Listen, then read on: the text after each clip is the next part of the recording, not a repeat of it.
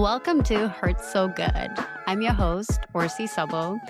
And on this podcast, we're going to be exploring with ultra athletes, So the one in China, what it takes, not just physically, but more importantly, mentally, to do these long adventure races. What ultra athletes put themselves through is physically demanding and painful, but there has to be something on the other side that makes it all worth it. So let's explore what makes it hurt so good. Today we're welcoming Marina Striker. She's an ultra runner who just finished the Cocodona 250. She's also the assistant race director of the Fat Dog 120. And I don't know if she knows this, but her nickname is Marina the Machina.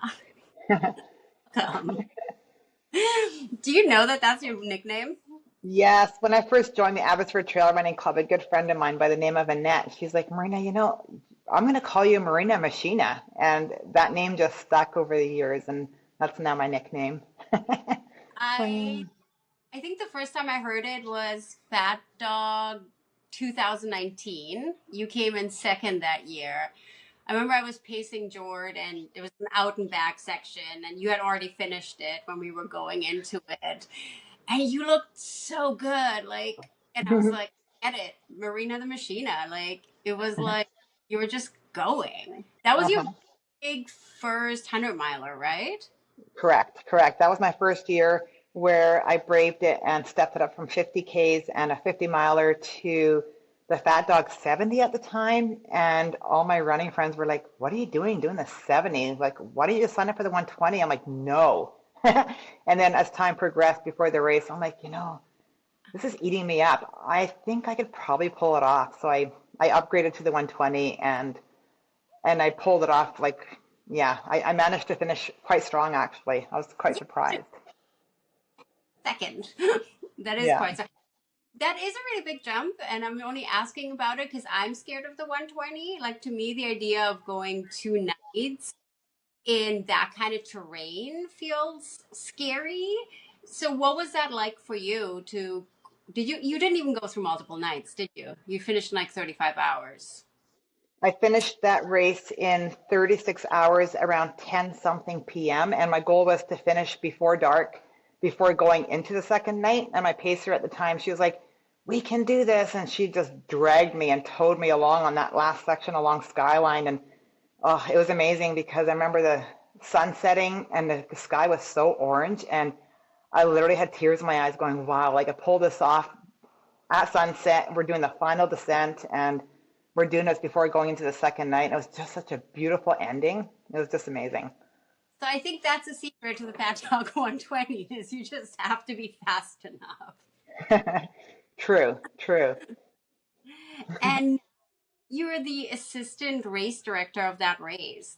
How did that come about? How did you go from running it to race directing it? In 2019, when I chose to race the Fat Dog 120, I assisted with trail work at the time, and I really enjoyed it. And so the following year, I signed up to do more trail work, and I'm like, this is actually really rewarding. Because prior to that, I never really volunteered to do trail work. I just wanted to race and race some more. And then I thought, well, I better volunteer. I'm putting in all this time on the trails. It's good to give back. And then in 2020, I volunteered some more. And then in 2021, I got asked to become staff if I was interested. And I was like, staff? Yes. I would love to sign up and be part of the Fat Dog team and be more involved, even more so than just trail work. And from there, it's just totally taken off. So now I'm in charge of course logistics and assisting with the mandatory gear check the day before and connecting with racers, assisting with a pre-race briefing. And then at the actual race day, on race day, I assist with all the finish line action. Yeah. I think that race has grown so much. 2019, when I first paced it and you ran it, I feel like it was still kind of this kind of hidden secret, and now I feel like it sells out in January. People really know it and want to be there. Yeah, ever since Eric Bird purchased it about 5 years ago, the trail community has really grown in the last 5 years, and I feel like because it's such a well-run race and the staff and team really take care of the racers. I feel like it's become what we call the Fat Dog family. And to this day, even this year, we already have volunteers signing up. They all want a piece of Fat Dog. They all want to be part of the family. They want to help out in whatever capacity they possibly can to be there for a race weekend. And it's amazing. The people that show up, the volunteers every year, I'm just overwhelmed by the amount of support the race gets. It's pretty cool. Do Eric you miss and Chris, it? Eric and his wife Christine have done an amazing job. Yeah. Do you Yeah. miss racing? Are you ever want to go back and be like, oh, I wish I could like do it faster or like do it again? Well, at the time when I finished, I was like, I'm never racing this ever again. And of course, you recover 3, 4 days later, you're like, oh, I could probably do better. So there's always that in the back of my mind, but at the same time, I love being there behind the scenes, assisting with the race now, and yeah, letting others race and give it all their potential. And yeah, it's good. It's good. Yeah, and you've moved up in distance. You ended up doing what's the Canadian one called? Oh, the Divide 200. Yeah. And then the Cocodona 250, which has been in the news, like so mainstream. Like everybody, I feel like everybody's heard of Cocodona now, which is incredible. This were like mind boggling. Did you know it had over 1.4 million streams at peak, 43,000 and over 130,000 comments in the live stream. Wow. Okay, I heard the numbers were, yeah, I heard the numbers were high, but wow, that's a lot.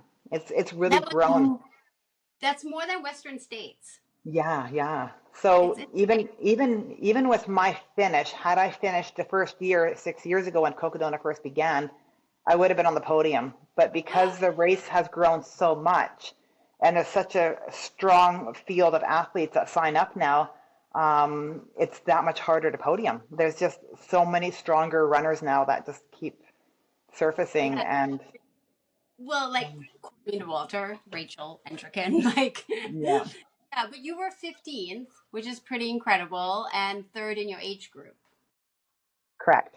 Does that feel good? Yeah, like it's interesting how that question, like it's a fair question, but at the same time, um, I feel that it's such a journey of a race that when you're out there, you're not really thinking about your time aside from the 4 charts I made, which were painstakingly, it was a process doing that from home. And I made a chart for a 90-hour finish, a 95-hour finish, 100 and 105. And as I was beginning to run, my goal was initially 100 hours on average. And soon in, 60K in, 70, 80K, my times were aligning with the 90-hour finish. And so we were kind of focusing on that chart. But as my husband was crewing me over time, I said, are you following the chart? Like, are you watching what times I'm coming in? He's like, oh, I've given up on the chart. He says, you're just coming in and we're just working with what you're doing. And it's funny how you spend so much time compiling the charts with your times and all these lofty goals from home. But once you're out there, it's a journey. It's truly amazing. And eventually I ended up finishing just over 92 hours, 37 minutes, I just which was want like actually, for the audience to think about it, like 92 hours is close to like 4 days, roughly. And it's over 400 kilometers for people who can't think in miles. That's crazy. yeah, it's wild. It's wild. I can't imagine, like, I've never gone over 100 miles, so I can't comprehend quite. So I'd love to know what happens like day to day to day, like as the days pile on. I can only imagine it like as some psychedelic journey or something. Like I can't get my head around. Can you talk us through like how is day one different from day two into day three? Because being up for that long, I don't comprehend. So on day one, as you leave the start line, like right from the get-go, we are all literally parading along the trail at a pretty steady pace. You're kind of seating yourself somewhat. And then from there, you're just kind of leapfrogging throughout the day. And for the first 60K to Crown King, which is pretty much, well, it's uncrewed and lightly supported with water stations, you're self-supported for the main part. And you're just moving along throughout the day. You keep leapfrogging other runners. You're like, oh, there's the guy with that mountain tattoo on his calf. Oh, there we go again. Then you end up chatting with the familiar faces you keep doing that with. And as you go, like day 2, we're spread out a bit more. And day 2, you're now somewhat seeing the same runners throughout, but yeah, things change up on day 2. On day 2, you're starting to the lack of sleep is starting to kick in, and your legs are feeling the mileage. But by the end of day 2, you're telling yourself, well, this is what it's going to feel like. You're going to be going on tired legs right to the finish. It's not going to get any better. And this is how I trained before the race too. I trained a lot on tired legs. I trained a lot on the similar terrain here locally on Mount Woodside. And as I was running along throughout the race, I was so thankful I trained on the terrain that I did, because it was a lot similar, rocky, loosey-goosey rock, sharp rock. It was good. I'm really glad that I trained the way I did. I'm very thankful. Okay, day 2. What does day 3 feel like? Like, when do things in the mind just kind of get a little loose? Like, I imagine like there has Yeah, to be some break with sanity at some point. absolutely. So on day 3, you've had a nap or two, and my naps weren't too long, which I can get into more later. But by day 3, you're going through the motions. You have a pacer now, and your pacer is pretty much leading you. I like my pacer up front, so I like to follow, and he's doing most of the navigating. The flagging was okay, but at the same time, him being ahead, I was just more so following. But at times when he would need a break, and it was planned that way, he would take a break and I would be on a section on my own. It kind of made me more alert to what was going on around me, and it actually woke me up more, because I had to be more with the program for what I was supposed to be doing next. And there's a lot of sections where runners are so far ahead or so far behind that you're out there on your own. Throughout the night, you're on. There was a section I was on my own, and you're just plugging away at it, and you just got to keep moving forward, even though you're lacking sleep. And then there's times where you're just wavering, and it's like, oh my God, I really need my pacer back, because I'm sleepwalking. And you'd roll into the aid station. I would again, realize I just need a 10-minute nap. I just need a little reset. And going into day 4, your legs are so used to the same feeling. Like day 3 and day 4, your legs are feeling so tired, but yet so strong. You're now in motion. You're eating, you're fueling a lot better than day 1 and day 2. And you just keep plugging away. You're in it to finish this beast of a race. And there's no option to quit for me. I just keep going. And even when it's hard and tough going, I can death march for hours. I have a really strong ability to do that, and it's definitely a strength I possess. And that ultimately got me to the finish line.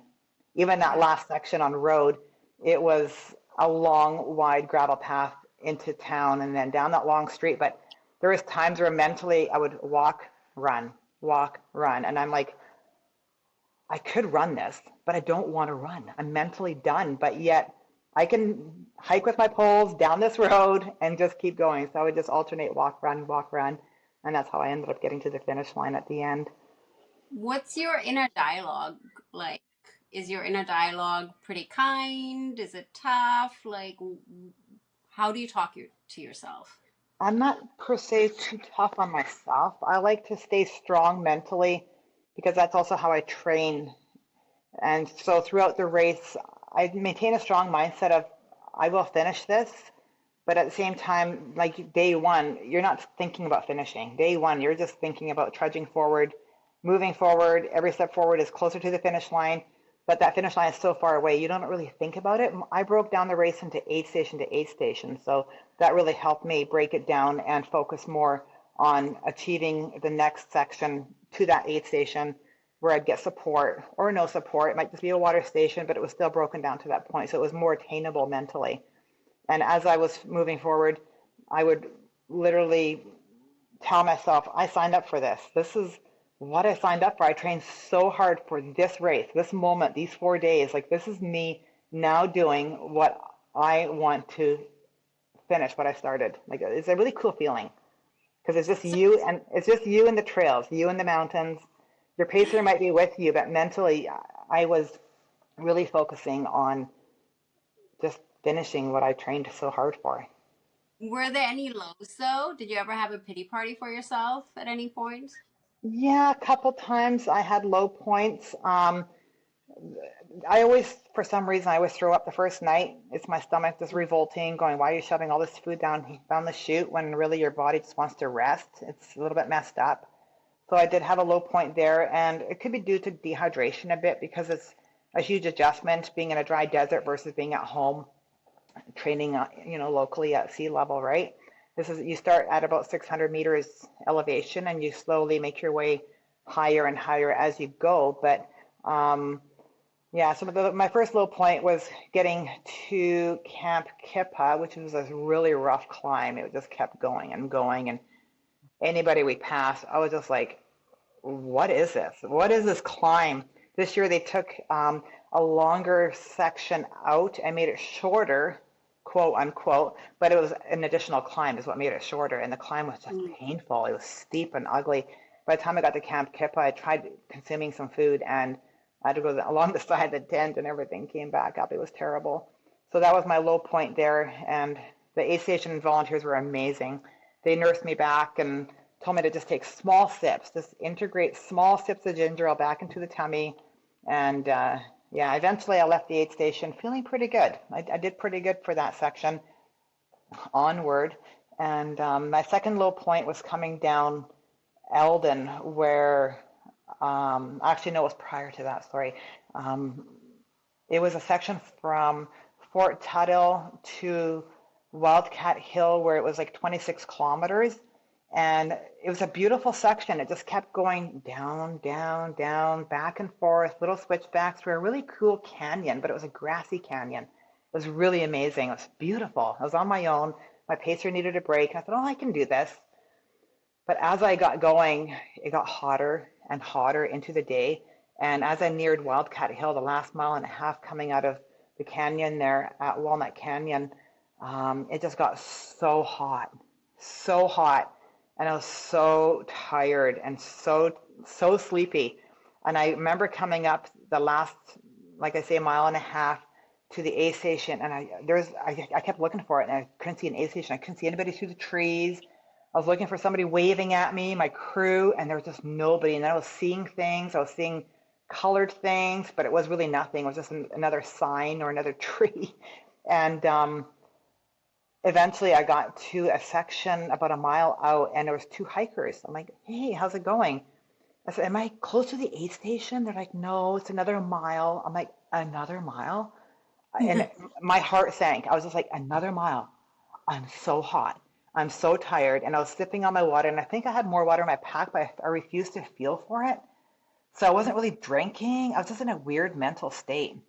And eventually I just death marched it into the aid station, and my crew was clapping. I'm like, no, this is not happiness right now. I was nodding my head back and forth like, no, I'm a mess.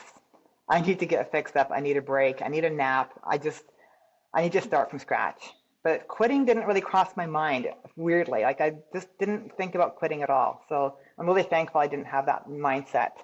So it wasn't too negative, but I was just a mess. My crew fixed me up. I had a nap. I think I slept for 20 minutes there. And they put ice cubes in my hydration bladder. They put ice cubes in my neck bandana. And from there, my pacer took me and paced me for the next 10-kilometer section to Wildcat Hill. And that was through low-lying fields, I remember. It was quite windy, but wide open and so hot at 4 in the afternoon. But he led me nice and slow. He said, we're going to go slow. We're going to get you to the next aid station. We're going to get you to the bottom of Eldon. And from there, you have to go solo, which is from Wildcat up and over the biggest climb. And yeah, that was my low point. It was probably the worst low point of the race. I don't know you super well, but I know that like deep down you're like really competitive. Like you just are.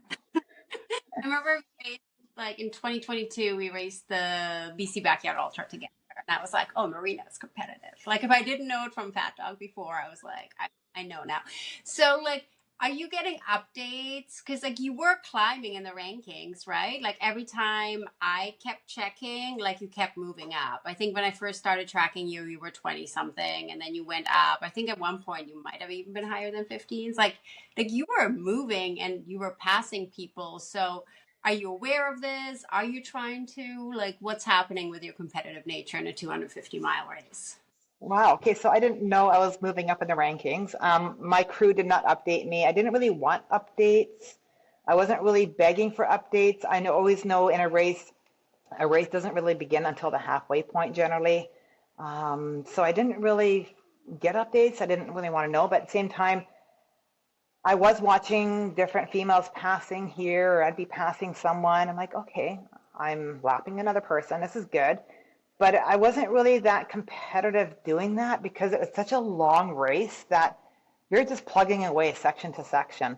But eventually, I remember coming into one of the aid stations at, I think it was Dead Horse, and there was a female there, and I was like, whoa, she just rolled in.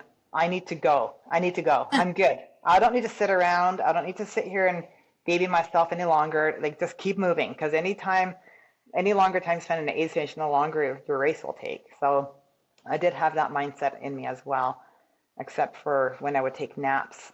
But yeah, my competitive edge does kick in eventually. I pretend I'm not competitive, but you're right. You do know me well. I do get a little competitive there. And then yeah, I did get a update coming down Eldon that Sally McRae was near behind me, and I was like, all I saw was the message lines. I was like, oh crap. Oh, okay. So this descent down Eldon was so hard. It was so ugly in the dark. I went up Eldon solo, down solo. I hardly saw anyone except for headlamps way out beyond.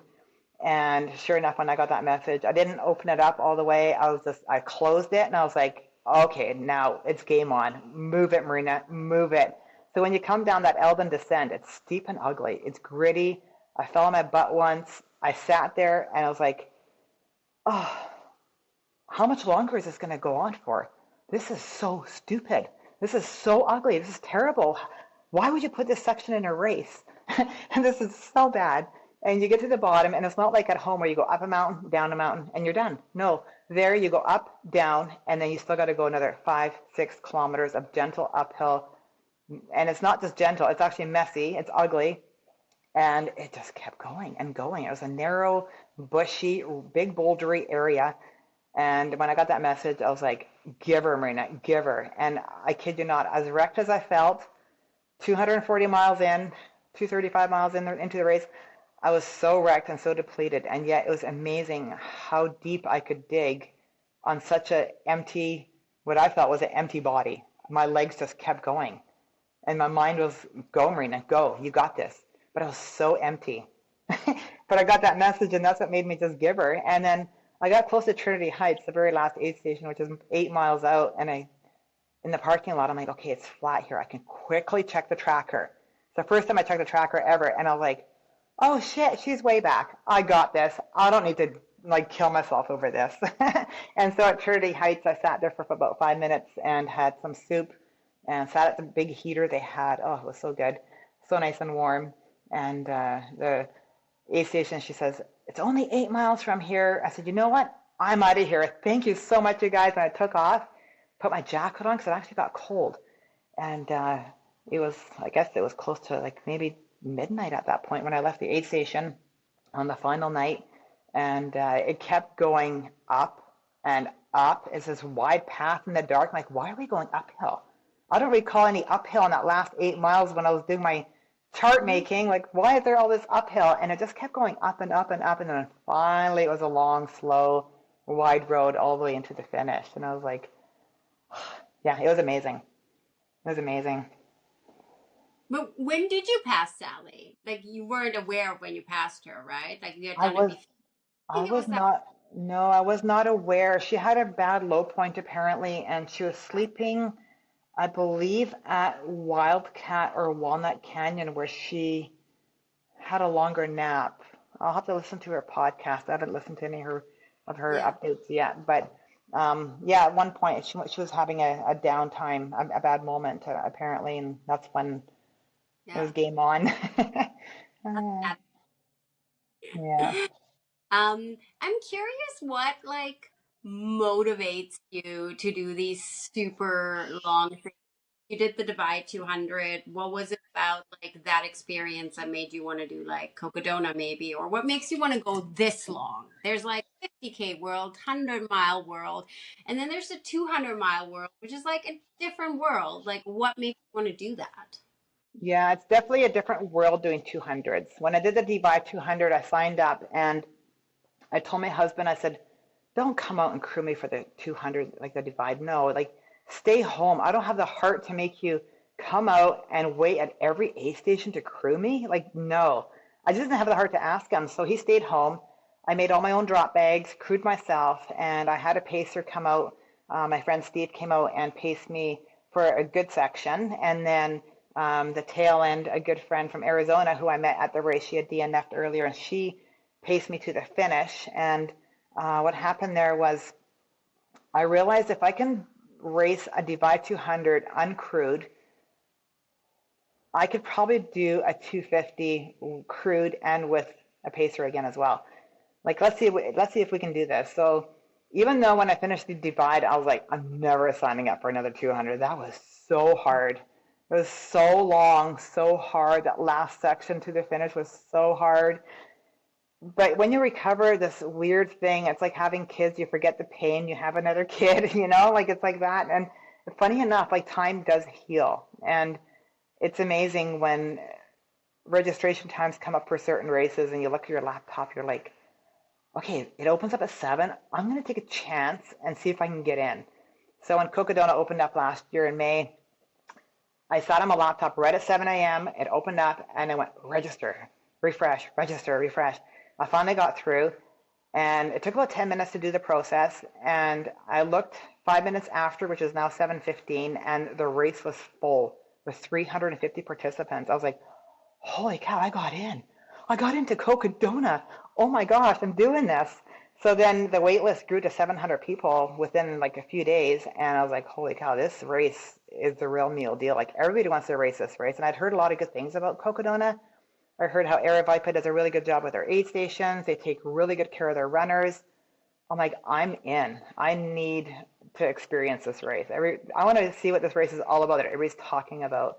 So when I got in, I just felt really, really blessed that I got in. I'm like, this is cool. So then I went from there and raised the bar and tested my limits some more. And I feel like there's always something more out there that you could challenge yourself with. Because if you can finish a race like the Cocodona 250 successfully, there's definitely potential to do more potentially. So Yeah. yeah, got to raise the bar. You got to test your limits. So is there like, do you want to go longer than this? Like, what's the next bar in your head?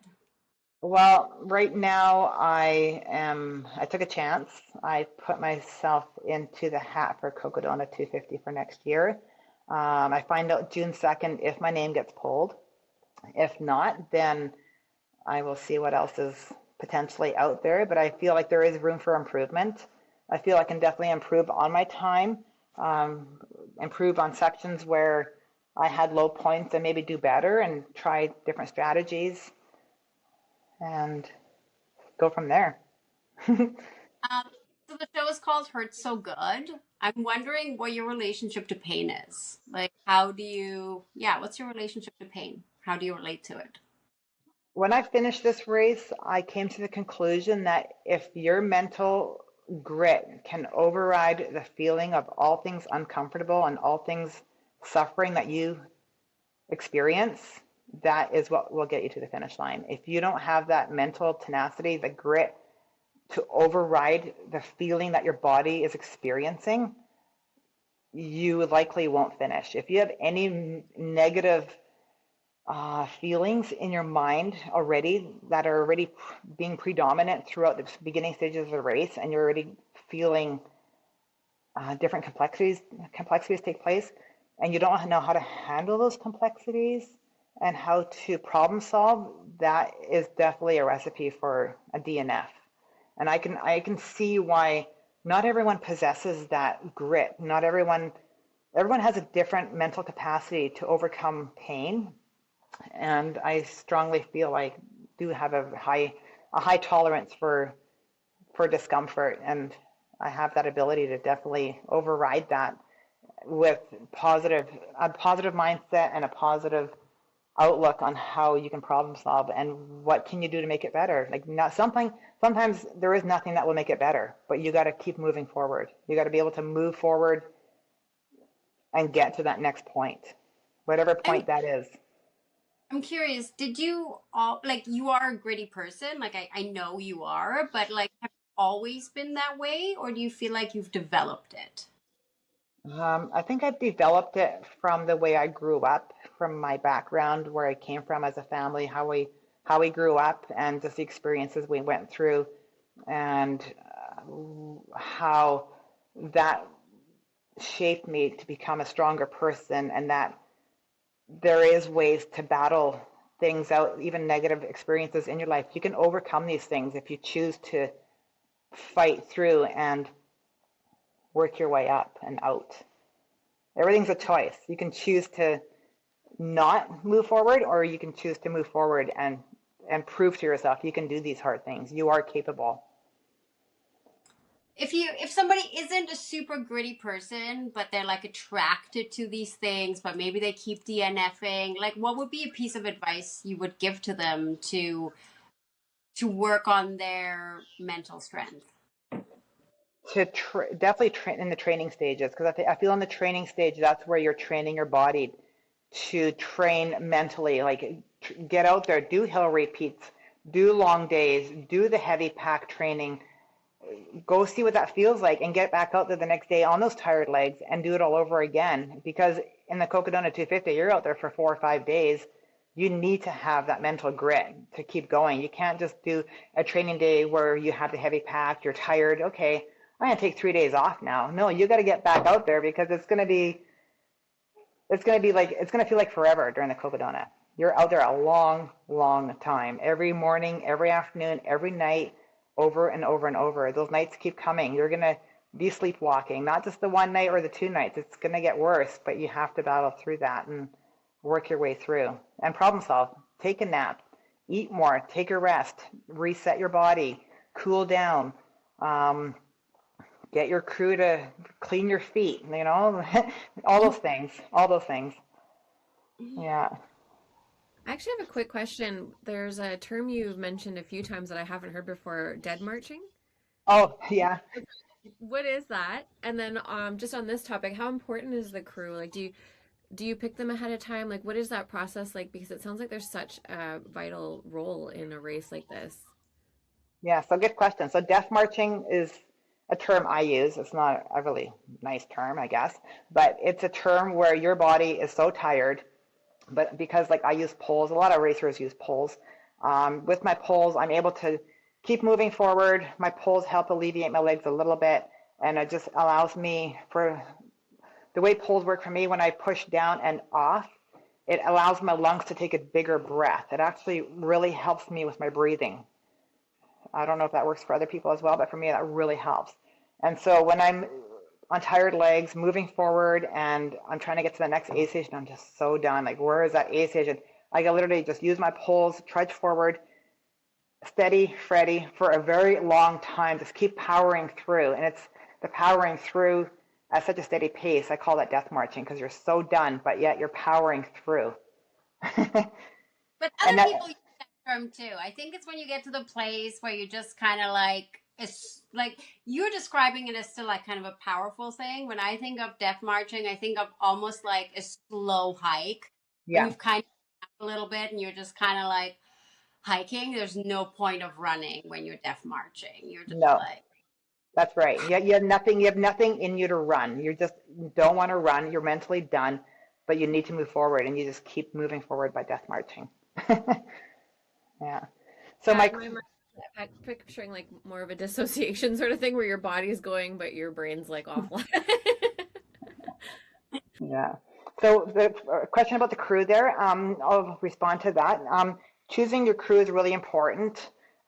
Your crew can make you or break you. So I've crewed several races as well, where you see what other crews are doing and why that runner is not doing very well, or that's going on over here. So you learn that your crew is what makes your breakthrough. So what happens there is, if like what I do is I pick, well, my husband's super supportive. He crews me mostly, but your crew is who needs to be in tune with you. They're the ones that are going to be your brain. When you're tired, they're the ones that are going, hey, wait, like you need this or you need that. Or like at one point I needed a nap. I said, I only need 10 minutes. I don't want more than 10.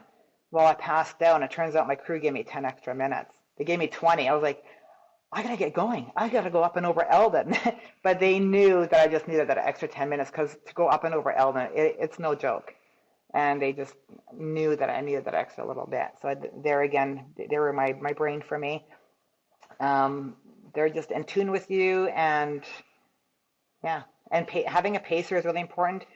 Not everybody has a pacer. And when you do choose a pacer, like I chose to have a pacer who was willing to do 100 miles throughout 3 different sections, and for a total of 100. He chose to do that, and so we picked 3 sections carefully where pacers were allowed. There were sections where pacers were not allowed. So we kind of did the math on what was going to work best, where he could have his break, where he could have his rest, so that he'd be fresh for the next section. And that really helped a lot. So having a pacer, for me, I appreciate having a pacer in front. So when you're so tired, all you're doing is just following his feet, which can also be a little bit not a very good thing, because over time I found my brain was going numb, because all I was doing was just following his feet. And I'm like, I'm actually getting really tired, but I'm probably getting more tired because that's all I'm doing. So once I had a section on my own after that, I was like, oh, I actually perked up, because I had to be alert. I had to be with the program. And I'm like, this is me. I got to focus. I can't go off course. So you got to pull out the phone. You got to do the looking. You got to do the navigating. So that can change things up, which is for the better sometimes. Yeah. I think crewing and pacing is something really generous that happens in our community, where people just give up so much of their time to serve someone else's dreams. And notably, I would say one of the best crewing things I've ever witnessed was when Marina crewed Ihor for 107 hours at the Backyard Ultra Worlds. Like 107 hours of crewing, and you were the only crew person he had. So you gave up basically 5 days of sleep to like be there for him. Like, that's incredible. Like, I don't know if I would give up I don't know if I could give up 5 days. It's not about the time. I just don't know if I could stay awake and alert for that long. Like, if someone asked me to like crew them for a yard, I'd be like, are you planning on running for more than 48 hours? Because if you are, I'm going to have to think about it. Yeah. How do you deal with that level of sleep deprivation? I'm so curious. So that's an art right there. So when he asked me to crew him, I was game on. I was like, yes, this is my element. I will take days off work. I will go down to Tennessee. Let's do this. So it's an art, because with the Backyard Ultra, each hour your runner takes off, and you need to dial in and go, okay, wait, it's nighttime. Every hour you need to have a rest. So from 11 p.m. to 6 in the morning, I would make a point of having his stuff laid out the minute he took off on each lap. And I would put the blanket over my head in the zero gravity chair, put my feet up, and I'd put the timer on, and I would sleep for 25 to 30 minutes each hour for about 7 hours. And that was my sleep. And it's like in a 250 miler, like the Cocodona, that little reset of that much time is huge. Like, your sleep pattern is messed up, but every nap that you take is a huge reset. It's a game changer. So that's what got me through for the 5 days where I did that every night. Yeah. So epic to watch. Like, anyway. And it speaks to your generosity. I mean, like 5 days of like serving another. I mean, I know Ihor is amazing, but still, like that's a lot to give up and sacrifice. Yeah. Curious, how much did you sleep overall? I slept probably about 2 hours and maybe 15 minutes. It wasn't a whole lot. So great. I just got back from the Philippines, and I've been really jet lagged, and I had like 3 hours one night and then 5 hours one night, and I'm walking around like a zombie, but you're racing and eating on less sleep than that. It's My first, wild. yeah, my first nap was at Camp Kippa where there was cabins up there, and I was like, I just need a nap. I rolled into the aid station. She says, "What can we get you?" I'm like, I just need to lay down. I just need a break. That climb was terrible. It was so hard. So I slept in this cabin. She just says, "Oh, the women are in this one. The guys are over there." I said, "Oh, great." So I go into the cabin. There's somebody laying on the bunk bed there. I had the other bunk bed. So I sit down, I got my drop bag, I strip my top off, take my sweater bra off, put some dry clothes on, and I laid down. It felt so good. And I was having a nap, and I set my alarm for 20 minutes. And just before that, the other person's alarm went off. And this Mm. person gets up and gets their stuff together. And as this person walks out, it's a guy's voice. Have a great race. I'm like, oh shit, there was a guy laying there. That was funny. But anyways, I didn't care. So Yeah. anyways, I actually managed. He says, why are you leaving as well? I said, well, I need to get up. I had my 20 minutes. He says, heck, I took an hour and 15. Take at least another 10. And that's all I needed to hear. I actually took another 10 minutes. Yeah. I wish I'd taken a screenshot of it. Like you were, Fat Dog posted something about you, and then you responded. It was something like, "I'm just a girl out there having an adventure" or something. Thought it was such a cool capture. Just to be like, "I'm just a girl out here having Because that's like." that is how I feel. I'm just literally out there going, okay, how long can I go for? There's some untapped energy out there that's still out there for me to explore. I feel there is more. Like I am willing to raise the bar and try more, but I got to see what else is out there and Yeah. what's within reach for me. When did you like on your ultrasound? It looks like you started running in 2017, but I'm assuming you started running before then. Like, when did you start running? What motivated you to start running? Like, way back when, let's Way say. back when. So I grew up on a dairy farm, and I we weren't into sports whatsoever. So once I moved out at 19, I met my husband and got married. We had a child soon after. So at about age 20, 21, my mother-in-law would come over. She's like, Marina, put her in the buggy. Let's go for a walk around the block. And I was like, okay. She was in her late 40s. So I'd walk around the block. And I'm like, oh my gosh, we're hoofing her. I've never walked this fast in my life. So then over the next year or two, I started doing short runs. I thought I'm going to go for a little jog. If I can walk that fast, I can jog. So I would start jogging, and eventually I was running around the block. And eventually, over time, as I had a couple more kids, I would go for a 10K run 3 to 4 times a week before the kids would get up. And then that prompted me to sign up for the Langley Half Marathon. Did that. I'm like, okay, I'm a pretty good road runner. I never ever had been a trail runner yet at all. I never hiked, nothing like that. How old were you approximately when you did your Langley half marathon? Ish. 27-ish maybe, Okay, so you're quite young. Yeah, yeah, yeah. 28. Yeah, 27, 28. And then I did the BMO half, and I think I did another half marathon. I forget which one. Anyways, soon after that, somebody on the Agassiz Facebook page was looking for a friend to go hiking. I'm like, oh, I should take up hiking. My right IT band always gets tight on the road. I'm so annoying. I should just try trails. So I tried trail running and hiking with her, we'd run the downhills. I'm like, there's got to be a club for this. So then I ended up joining the Abbotsford Trail Running Club and the Garrison Running Club those 2 years in 2017-ish, 2018. And I would still go road running the odd time, but each time I did, I'm like, oh my goodness, I should have just stuck to trail. Trail is so much more forgiving. And then soon after that, I just stuck to trail more so and started racing in 2017. I did the Manning Frosty 50 and a few others that year. And then in 2019, I stepped it up and did the Orcas 50, placed first female. And then I did Fat Dog that same year and placed second female and then 120 miler. Yeah. So that's kind of how things Okay. evolved. So it's been less than 10 years of ultra. Yeah, yeah. So there's room to grow. I think so. I think so. Yeah, yeah, yeah, yeah. That's exciting. Yeah. We have a segment on here where we always talk about Brooke and her running because Brooke is a closeted runner. She wants to run, but also she doesn't want to run, like we have. But Brooke wants to run a half marathon for her 40th, which is next February. And right now she runs the occasional 5K. Very cool. How help Brooke here to be a bit more consistent in her running? Okay. So if you're already running a 5K, are you running 5K comfortably already? Not even close. No, it feels Not even like I'm close. running a full marathon, and I think my best time is 45 minutes so far. So That's It's okay. I've done primal. 2 park runs of 5K, and then I've been practicing. My daughter's been joining me. She's 7. We've been doing like 1 to 3K runs together. But yeah, it's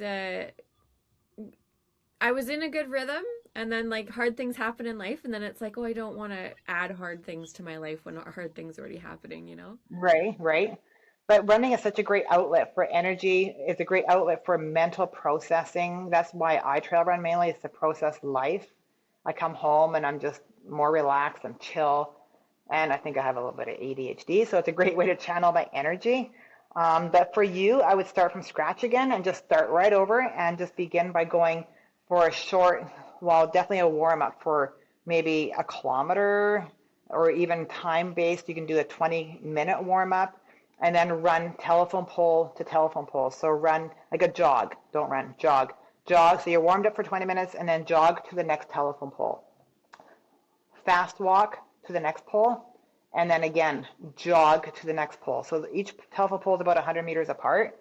It's a great way to warm up, jog, and then keep the heart rate going by fast walking to the next pole and then jogging. And do that maybe 10 times, so like 10 poles worth. And then do a cool down, and that should give you maybe 3 kilometers. That'd be a really good start.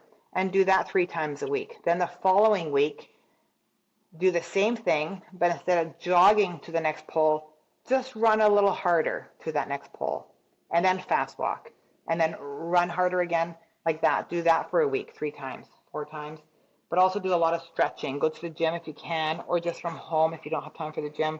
Stretch your legs, do some different moves, leg stretches, like touch your toes if you can, stretch the backside, and then side to side lunges and stuff. It just really, really helps.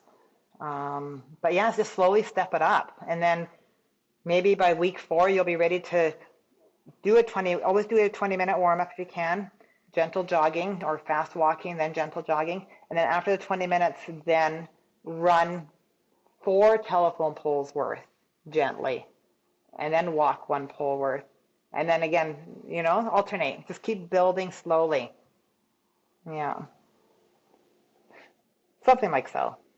Start slow and give yourself grace. Don't be hard on yourself. And I always say to my Kickstarter people, because I teach the Kickstarter trail running clinic with the Abbotsford Trail Running Club every spring for 6 sessions, I always tell my runners, always find the fun in your run. If it gets monotonous and boring, put a smile on your face and your run will be easier. Always run with a bit of a smile on your face. It'll just be, because it's not going to be comfortable. Once you get going, you're going to be like, this is long, this is hard. But you can do it. You can do hard things. Yeah, when we did a 1 kilometer the other day, and I was like, "Oh, this was pretty good." And like the next day, I went to do it, and I was like, "Why is this taking so long? Like, how am I only?" It's so weird day to day how I feel like Yeah. it fluctuates. But I really like that idea of like just thinking about the next telephone pole. Yeah. Also, because then that stops me from like looking at my watch and seeing how long it's been and all that kind of stuff too. So Yeah. that's really, yeah. And try go without the watch if you can. When I used to go without my watch, it was such a free run. I'm like, there's nothing to worry about. I don't care about my time. I'm going by feel. And that's a really, really good way to begin running. Yeah. I can see that. We only talked about like really positive things, Marina, and I feel like that's just not my vibe. We gotta talk about some things that are a But little bit. that's my vibe. Oh, I've only noticed one DNF.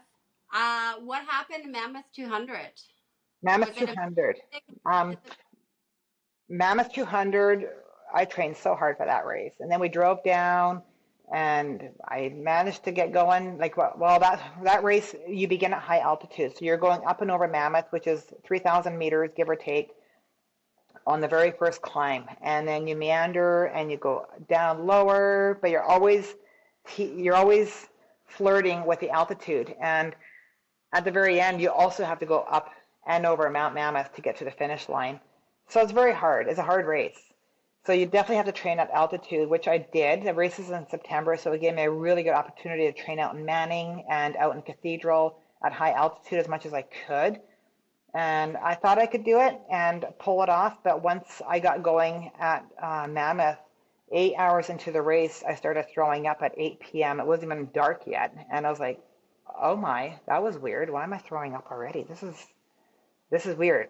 So I thought, okay, I'll shrug it off, drink little bits of water, keep eating, and as I tried, I just kept dry heaving. And this was 8 hours in, and by 5 in the morning the next morning, so that's eight, I want to say about 9 hours later, 8 hours later, I had spiraled so much so that 100 miles into my race, I ended up dropping because my pee was quite dark and I didn't want to end up in a hospital.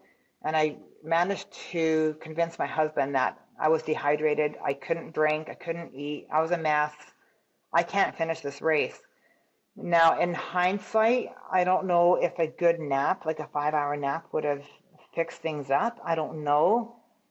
Now there's always would have, could have, should have. That goes through my mind. But I don't regret dropping because of the feelings I was experiencing. It was quite rough. The altitude definitely played a factor, but it was a beautiful race course. It was beautiful. It was spectacular. It was amazing. But the altitude definitely played a factor, in my opinion, in that race. And so I dropped at 100 miles, which ironically just happened to be 100 miles on my watch. It was just my tipping point. But in hindsight, I don't know. I don't know if I would have fixed myself up after a nap. That's the only question I have. It's a burning question I have in my mind. So there Does is a it bit. go back and find out if you can do that race? No, because I'm scared of experiencing all that again. I That's just have, fair. yeah, I just have this fear of that much altitude in my system. I just don't think it was for me. Yeah. Yeah. So I do have a bit of regret, but at the same time, it just made me work that much harder at Cocodona, and quitting just wasn't an option. And quitting really isn't an option for me ever. I'm not one to quit. Even when I'm out for a long day out with my friends doing adventures, we get to the top of the mountain. I'm like, Kate, let's go. Like, we don't need a Yeah. break. No break, Marina. Let's go. So yeah, it wasn't me to quit. So that really got me there. But at the end of the day, I just have to respect what my body was experiencing, and just listen to my body. Yeah, and isn't the trail thing? Everybody needs a DNF, a DNS, and a DFL or something, right? Yeah, So yeah, yeah. We yeah, learn we learn from the things that we can't control. We yeah, try to learn from those and do that much better next time. yeah. And I think, yeah, I mean, I've DNF plenty. I don't have a thing with it. I was just curious because I just saw that one and I was wondering what happened. This is like a pivot. This is like my curiosity. Like I'm about to turn 45. I'm definitely feeling some perimenopausal things. And I'm wondering like, how's that going to affect my running? Like I feel aches and pains that I had before. How was that for you? Like you're 54. Was that a big shift going through? I mean, I don't know where you are in your whatever journey, but like, did that affect your running in a negative way, or was it just like nothing? Like everybody's so different. I'm just curious. So, Orzi, I'm so glad you asked this question because it's always a topic that I would love to talk about more with people, maybe even do a podcast about, because menopause did affect me a lot from the age of 47 to about 50, 51. And running just became so much harder. It became hard work, but yet I didn't want to give up trail running because my legs were feeling so heavy and my body was feeling so like it was such hard work to run, but yet I still kept running because I just refused to give up. But what I would do was, if I was meeting my friends for a run, I would often do a really good warm up before meeting with my faster friends to go for a run so that my body was already warmed up so I wasn't feeling so stiff in the first 4 to 5 to 6 kilometers of trail running of that run that we would do. So I would often do a good warm up, but I experienced a lot of tiredness, a lot of mental brain fog, and all that kind of thing. So I've definitely, um, over time, I learned what would work for me. And so I did end up going on hormone replacement, which helped a lot. I also used creatine, which assists with brain fog and more clarity. And it also gave me a little bit more stamina while running. So it would give me that extra little boost. I also utilized BCAAs when I when I run with my electrolytes because it gives me that extra additional energy in my cells to keep going. It definitely gave me additional, a little bit more endurance, which I already have a lot of. I'm a long distance endurance runner. I love endurance. Give it to me and I'll go for hours. But with menopause, there was often days where I just couldn't wait for it to be over. I'm like, why am I feeling like this? This is not me. Like, what's going on? And for the longest time, I was actually in denial.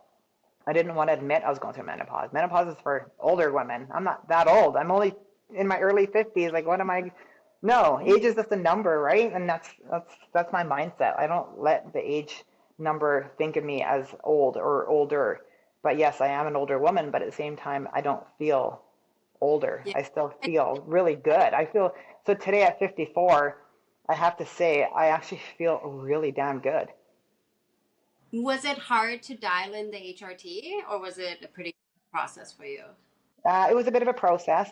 It takes a while for the body to adjust and all that kind of thing, but I feel it's an underlying thing that you use, but at the same time, it's for health benefits, totally for health benefits. It's not necessarily, yeah, it would benefit my running a little bit, but it's not like it's a drug that enhances running. It doesn't work like No, I that. don't think that. It's so I what look it at is. symptoms So we get finding estrogen, and it's like it's a hefty list. yeah. So ultimately, during menopause, your estrogen levels drop. And what estrogen actually does is estrogen assists with avoiding inflammation. So when you're young and you run, and like in 2017, 2018, when I was still 46, 47, I could run. I felt so good. I could go for, feel so good for so long. And then as perimenopause hit and menopause, it just felt more, my legs felt more dense. Everything felt more heavy and less energetic. And it was just it really suppressed my mental thinking sometimes. I would come home and I would tell my husband, like, that run was so hard. I don't know what's wrong with me. Next day, that was so hard, Doris. I don't know what's wrong with me. So I would question myself, like, what's wrong with me? This isn't me. What's wrong with me? And over time, because I was able to source different things that would help me out, that is actually what got me through. And like I say, today at 54, doing the Cocodona 250, I'm now almost 2 weeks post race. Well, it is 2 weeks post race today, actually. I feel so good. Like I've already been out running a little bit here and there, and I feel really good. Aside from my lungs, I still have a cough, but I feel really good. So yeah, menopause did affect me for a few years, but things have leveled out, and I'm able to carry on and still do what I really, really enjoy, Nice. without my body telling me, "Hey, you can't do this anymore." No, I can do this. I can do this. Curious about creatine. Lots of people talk about creatine, and lots of people are talking about using higher doses of creatine during Cocodona to like help with the sleep deprivation. Were you playing with that at all? So for the longest time, I didn't believe creatine did anything. I'm like, it's a powder, it makes you bloat. Like, no, I'm not taking any of this stuff. But just 2 years ago, I started taking the one that's HCl, which doesn't bloat you as much. Yeah. And I just use it strictly for brain fog. But then my friend at the gym, because I go to the gym quite a bit, she was like, oh, Marina, she goes, it'll give you an extra little boost in your strength. You'll be able to go a little longer. I'm like, oh, okay. So I did use creatine during my race as well with my BCAAs along with my electrolytes. And I guess maybe it gave me a little extra boost. I don't know. But it did help me with mental clarity for sure. I just kept taking the same dose I would normally take in a daytime, but Nice. more spread out. So definitely not super dosing. You don't want to do that either. I didn't want to cause any extra stomach issues or anything. So Yeah, yeah. I stuck to my usual regime. But I also take supplements for like ligaments and joint health. I also take recovery capsules by Purica, which really helps for recovery. During the race, I managed to get them down. I thought, well, if I can keep taking these on my daily basis like I normally do, I'm sure it's going to help me at some point. But the only thing I didn't take during my race is the bigger capsules, the chondroitin and the glucosamine sulfate. And by day 5, my knees were so achy. And I'm like, oh, this is the same ache I felt about 5 years ago when I was out for a few days. I'm like, oh, yeah, I'll get the Costco and on the weekend. but then my knees got so achy. So I swear it does help for the achiness, like for joint health and whatnot, and your bones.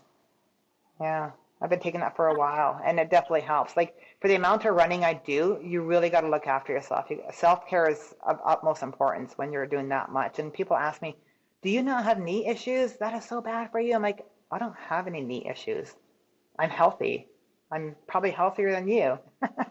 You know? Yeah, think that's so funny, like, because people do think that, like, sometimes what I do is so extreme, and what I do is not as extreme as what you do. It's like Hmm. it's somewhere.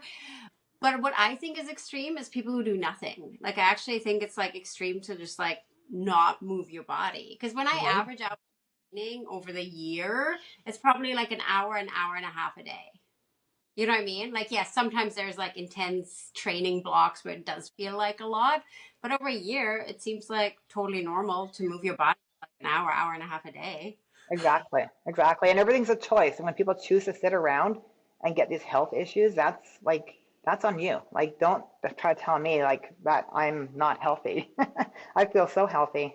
I feel so good. And at my age, I just feel like I'm really blessed to be able to have a healthy, strong body. But again, I work hard for it. I work out, I maintain good strength and all that kind of stuff. It all helps in the long run. It all helps, like no pun, but it all helps with endurance. In the long run, it's a true thing. It really helps.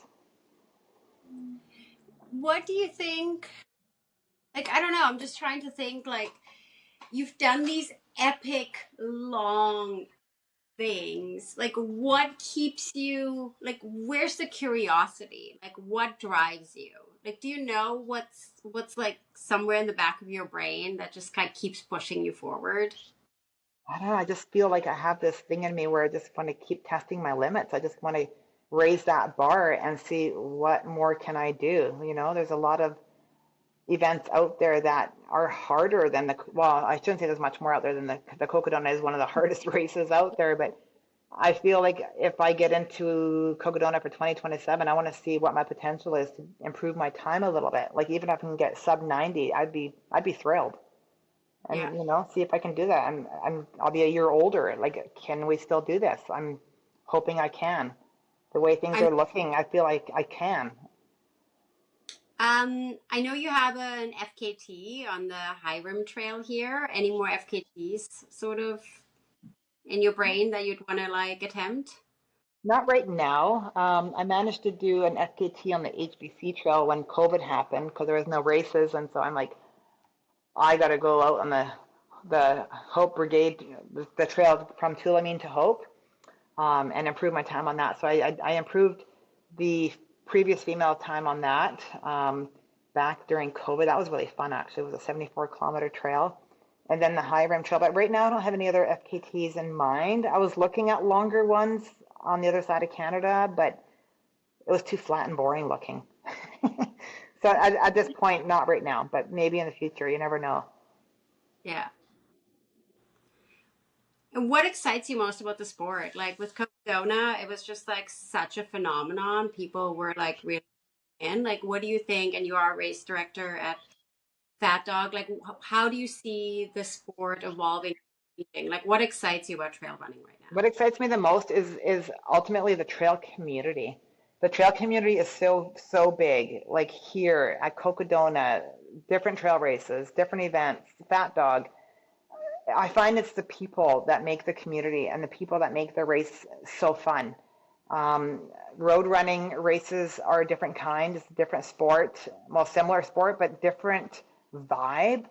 I find in trail running, everyone supports each other. No one flinches to stop and help you on the side of the trail and fix you up or stay with you for help. Or, yeah, the trail community is amazing. Everyone supports each other. There's always events happening that brings people together. It doesn't matter what pace you are, who you are, what age you are. Everyone's welcoming, and so it's so amazing. It's so fun, and I really enjoy that. I'm a bit of a social butterfly, so I really enjoy all the positive vibes that happen and the people you meet. You realize at the end of the day, we're all just human. We're all just out wanting to have a good time. It doesn't matter who we are, where we come from. Everyone has a story. Like we all run for our own personal reasons. I have a story. Everyone has a story, and this is ultimately why we do what we enjoy. Get out there and just be together, and it's just so amazing. I love it. I truly love it. Let's leave it there. I'm going to cross my fingers for you for Cocodona 2017. Thank No, you. 20, Thank you. I just went 20, back in time. 2027. 27. That's crazy. Thank you so much, Marina. You're welcome. Thank you for having me. Hope you enjoyed that episode. If you get value out of it, please share it with a friend. It helps us so much. Comment, leave us a review, subscribe. You know all the things to do. We really appreciate you.